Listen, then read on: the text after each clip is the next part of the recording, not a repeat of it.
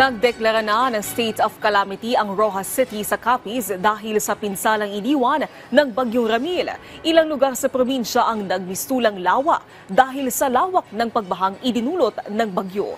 Si Marian Grace Erenieta na Radyo Pilipinas Iloilo sa sentro ng balita.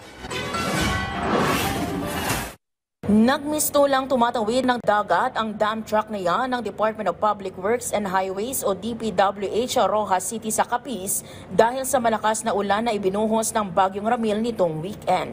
Ginawa yan ng DPWH para maitawid ang mga na-stranded na pasahero dahil sa matinding pagbaha sa lalawigan. Sa isinagawa namang aerial inspection ng Office of Civil Defense Western Visayas, kita ang iniwang pinsala ng bagyo sa bayan ng Sigma kung saan ilang sakahan at mga bahay ang nalubog din sa tubig. Sa Rojas City nga, nagdeklara na ng state of calamity dahil sa walang tigil na pag-ulan, matinding pagbaha at pinsala sa mga ari-arian, agrikultura at ilang infrastruktura sa lungsod. Kaya ang pamahalaan agad na tumugon sa pangangailangan ng mga kababayan nating naapektuhan ng Bagyong Ramil. Sa katunayan, umabot na sa mahigit 3 milyong pisong halaga ng tulong mula sa Department of Social Welfare and Development ang naipahatid sa mga apektadong pamilya sa Western Visayas.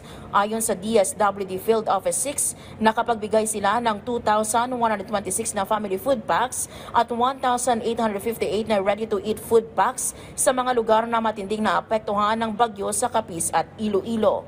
Higit sa 42,000 na pamilya o higit sa 154,000 na individual ang apektado ng bagyo sa mga probinsya ng Capiz, Iloilo, Aklan at Antique.